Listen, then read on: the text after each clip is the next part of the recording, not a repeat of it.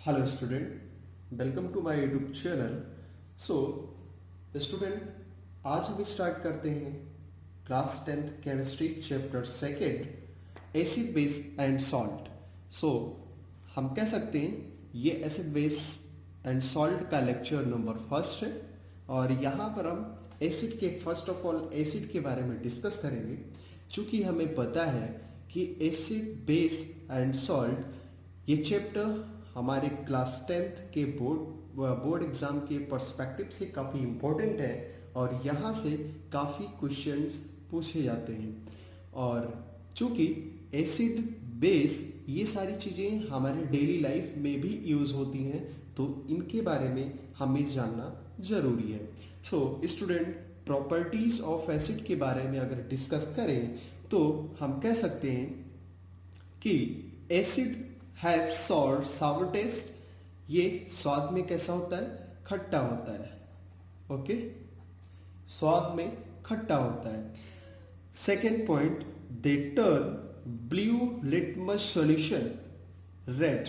Means अगर हम बात करें लिटमस सॉल्यूशन की तो यहाँ पर स्टूडेंट लिटमस क्या होता है? लिटमस, चूंकि लिटमस क्या है? एक नेचुरल इंडिकेटर है। क्या है? Natural indicator. इंडिकेटर के बारे में ज़्यादा डिटेल में नेक्स्ट लेक्चर में हम पढ़ेंगे। सो हम कह सकते हैं litmus is a natural indicator. Okay, अब यहां पर हम बात करें तो लिटमस क्या करता है? तो ब्लू लिटमस क्या करता है? एसिड में अगर हम डिप करें ब्लू लिटमस को तो लिटमस कैसा हो जाता है? रेड कलर हो जाता है। ठीक है। And then third point, they give H plus ion in aqueous solution. Student, अगर हम एसिड को एक्वस सॉल्यूशन में डिसॉल्व करें तो हमें H प्लस आयन मिलता है। सो इस प्रकार से हम ये पता कर सकते हैं कि जो हमें सॉल्यूशन दिया गया है, यानी कि जो हमारे पास सब्सटेंस है वो एसिड है या बेस है। तो कैसे हम पता करेंगे? कई सारे मेथड, उसको जानने के लिए हम आगे भी लेक्चर में और डिटेल में इसके बारे में बताएंगे। नेक्स्ट हमारा पॉइंट है द टर्म एसिड। एसिड जो होता है ये एक लैटिन वर्ड है। ओके, और इसको अगर देखा जाए तो क्या होता है? Latin word acidus.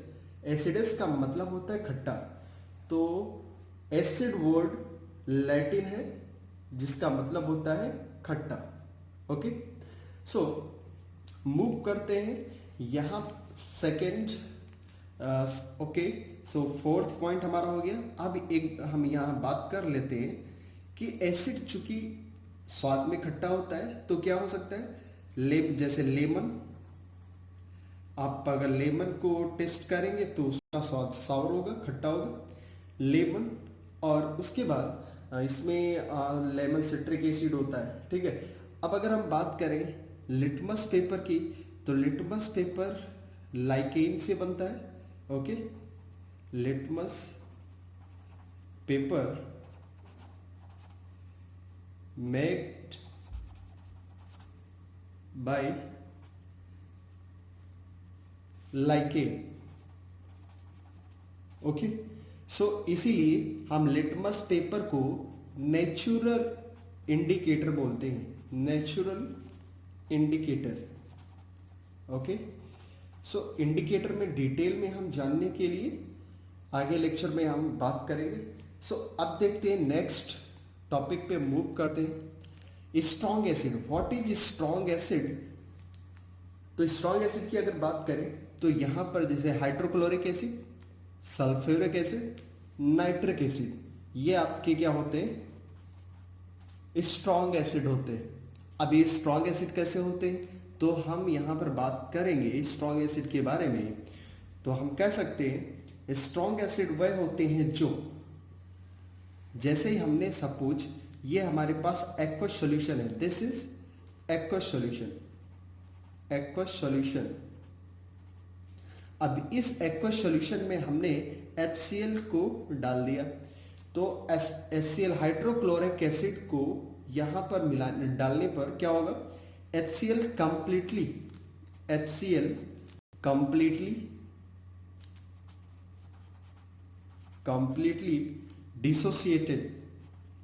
डिसोसिएटेड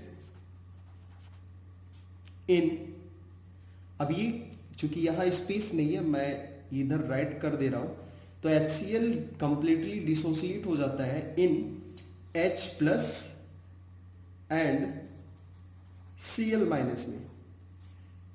और यहां चूंकि जैसे ही हमने एक्वस सॉल्यूशन में HCl को डिप किया तो हमें H प्लस आयन प्राप्त हुआ, तो हम कह सकते हैं कि आपका HCl कैसा है, स्ट्रॉन्ग एसिड होगा। ओके, ऐसे ही आपका H2SO4 भी एंड HNO3 भी, ठीक है। एंड नेक्स्ट मूव करते हैं वीक एसिड पर। What is weak acid? तो वीक एसिड के बारे में अगर हम बात करें तो वीक एसिड क्या होता है, it is do not completely, यहां पर हम कह सकते हैं it is do not completely dissociated in aqueous solution. तो एक्वस सॉल्यूशन में चूंकि जो वीक एसिड होता है वो कंप्लीटली डिसोसिएट नहीं होता है, इसलिए हम इसको बोलते हैं वीक एसिड। चीजें समझ में आई तो आप इस चैनल को ज्यादा से ज्यादा लाइक करिए और आप शेयर सब्सक्राइब भी कर सकते हैं।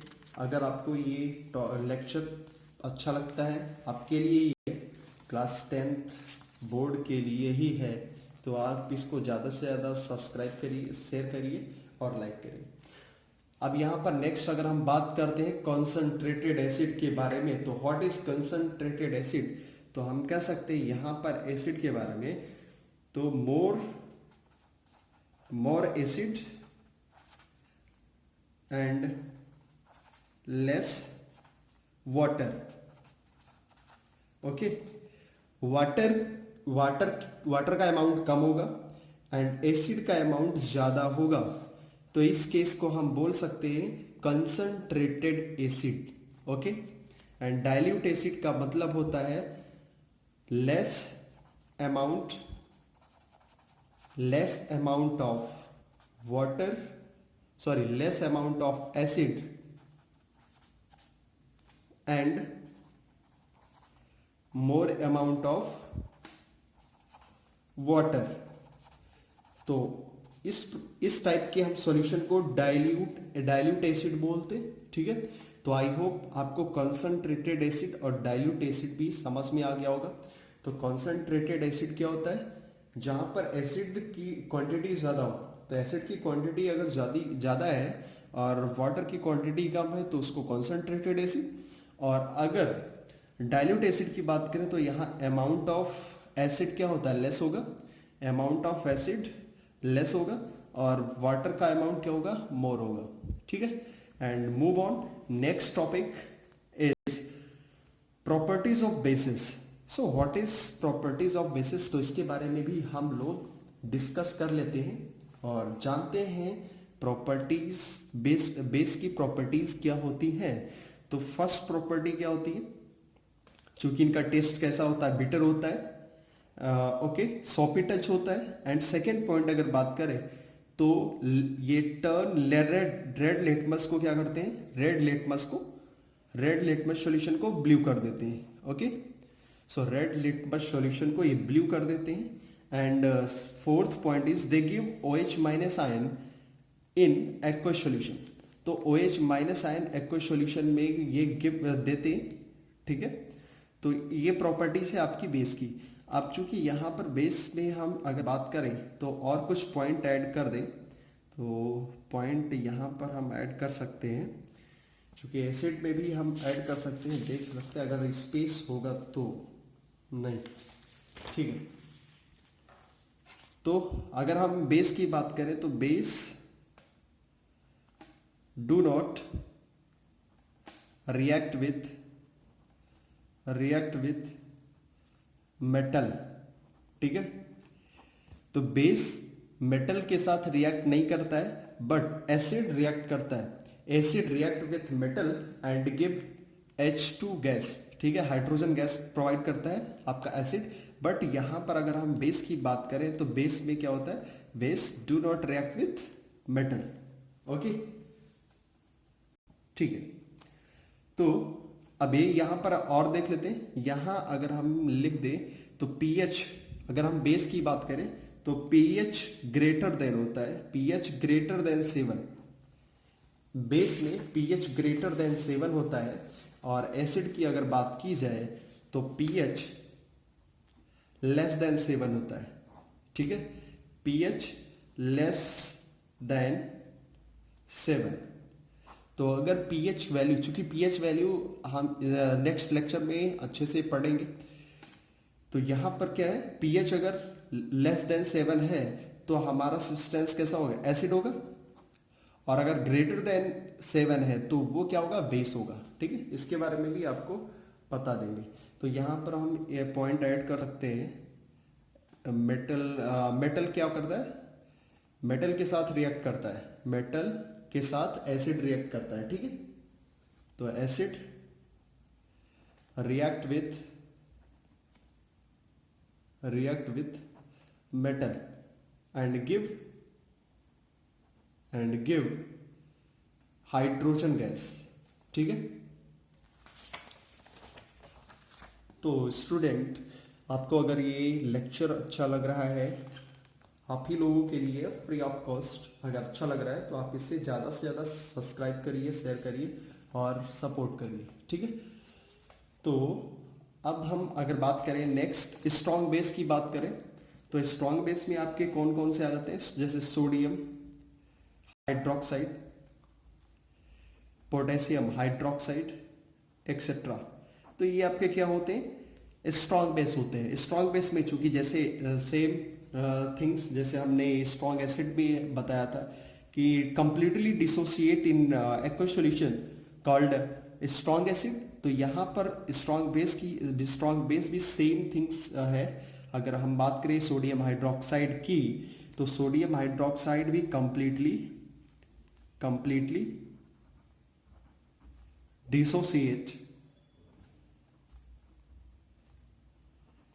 dissociate in aqueous solution। तो कंप्लीटली डिसोसिएट हो जाता है, जैसे सोडियम हाइड्रोक्साइड एक्वस सॉल्यूशन में अगर हम इसको डिसॉल्व करें तो Na+ और OH- देता है। तो हम कह सकते हैं कि आपका क्या होगा, ये sodium hydroxide and potassium hydroxide is a strong base. Okay, and weak base की अगर बात करें तो जैसे सोडियम अमोनियम हाइड्रोक्साइड हो गया, ठीक है। तो अमोनियम हाइड्रोक्साइड आपका क्या होता है, इज अ वीक बेस। अब वीक बेस क्यों है, क्योंकि ये पार्शियली आयोनाइज्ड होता है, ठीक है। It is do not completely ionised, it is partially ionised in water in produce small amount of OH ion, ठीक है, ध्यान देना। अब अगर वीक बेस की बात करें तो ammonium hydroxide is a weak base because it is do not completely ionized, it is partially ionized in water, that is why it is called weak base। okay, so move करते हैं अपने next topic पर, और अब देखते हैं NCERT के questions, ठीक है। कुछ एनसीईआरटी के क्वेश्चंस हम लोग देख लेते हैं। जैसे NCERT question number first, NCERT question first, ठीक है। अगर इसके बारे में हम बात करें तो हम कह सकते हैं, चूंकि क्वेश्चन मैं लिखूंगा नहीं, आप एनसीईआरटी के बुक से आप देख सकते हैं। तो वहां पर यह बताया गया है कि हमें 3 टेस्ट ट्यूब दिए गए हैं, ठीक है,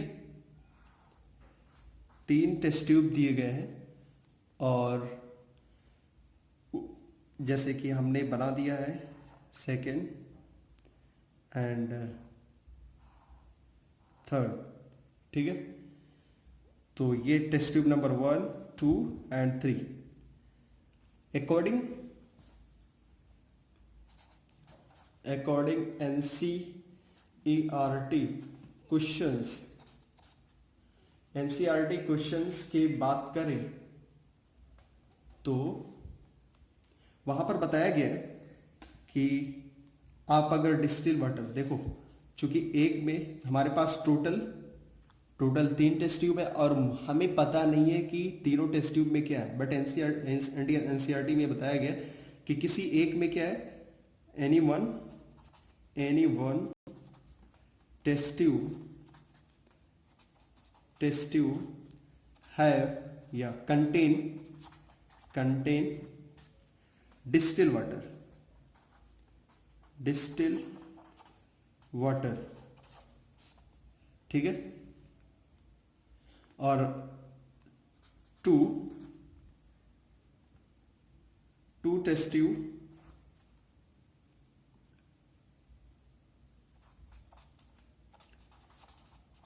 contain acidic solution and basic solution.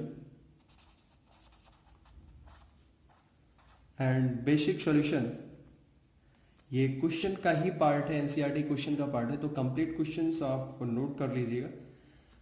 And acidic solution and basic solution if given red litmus paper.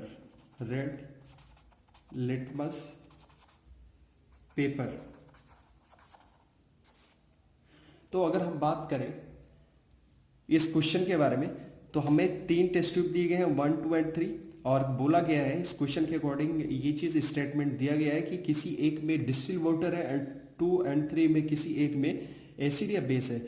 और इस केस में हमें क्या दिया गया है, इस केस में हमारे पास केवल क्या है, रेड लिटमस पेपर है, only we have red litmus paper. तो हम क्या कर सकते हैं, हम कैसे पता करेंगे कि इन तीनों टेस्ट ट्यूब में डिस्टिल वाटर किस में है, एसिड किस में है, बेस किस में है। तो सिंपल थिंग्स है, हम क्या कर लेंगे, सबसे पहले यहां अगर हम बात करें तो रेड लिटमस क्या करता है, अगर बेस की बात करें तो रेड लिटमस को अगर हम बेस में डिप करेंगे तो वो क्या करेगा, ब्लू कलर देगा, ठीक है। तो red litmus dip in base turn blue colour, ठीक है। तो इसमें से हम तीनों में, फर्स्ट ऑफ ऑल तीनों में हम रेड लिटमस पेपर को लेंगे और तीनों टेस्ट ट्यूब में हम डिप करके एक एक करके देख लेंगे। अगर सपोज मान लीजिए यहाँ इस टेस्ट ट्यूब में, सेकेंड टेस्ट ट्यूब में अगर आपका रेड लिटमस ब्लू हो जाता है, ठीक है, तो रेड लिटमस अगर ब्लू हो जाता है तो हम इसको नाम दे देंगे कि ये सेकेंड टेस्ट ट्यूब में जो सॉल्यूशन है जो डाला गया है सेकेंड टेस्ट ट्यूब में, तो ये क्या होगा, क्या होगा, बेसिक सॉल्यूशन होगा। दिस इज बेसिक सॉल्यूशन, ठीक है, इतना क्लियर हुआ। अब हम क्या कर सकते हैं, तो अब चूंकि हमें ब्लू लिटमस पेपर मिल गया है, अब इस ब्लू लिटमस पेपर को जब हम टेस्ट ट्यूब 1 एंड 3 में डिप करेंगे, तो टेस्ट ट्यूब 1 एंड 3 में डिप करने पर हमें ये देखने को मिलता है किसी एक टेस्ट ट्यूब में डिप करने पर कलर चेंज नहीं होगा, और जिस टेस्ट ट्यूब में कलर चेंज नहीं होगा वो हमारा होगा डिस्टिल वाटर, और जिसमें कलर चेंज हो जाएगा मींस ब्लू से रेड हो जाएगा वो हमारा होगा एसिडिक सॉल्यूशन। तो सिंपल था, आप लोगों को ये चीज़ आप घर पे भी कर सकते हो, ठीक है। तो यहाँ पर हमने ये क्वेश्चन कंप्लीट किया। इसका स्टेटमेंट अगर हम लिखें तो कुछ इस तरीके से हो सकता है इसका स्टेटमेंट, जैसे कि if red litmus dip in solution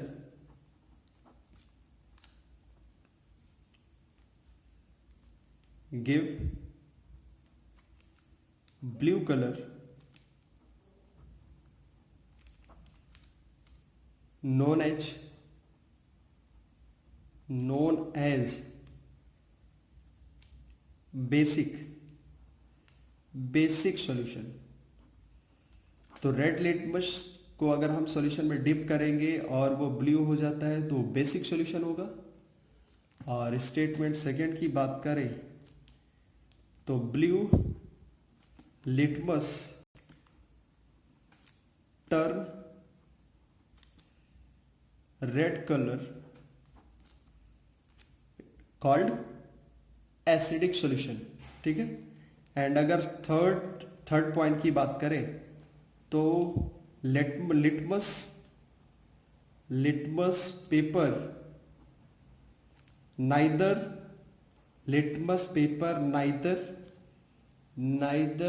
change colour.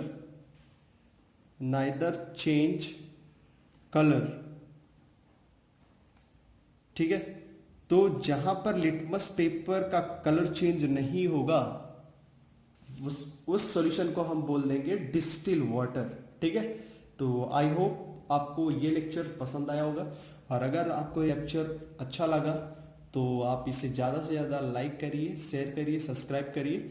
And आज का लेक्चर यहीं पर ख़त्म होता है। Thanks for watching and have a nice day.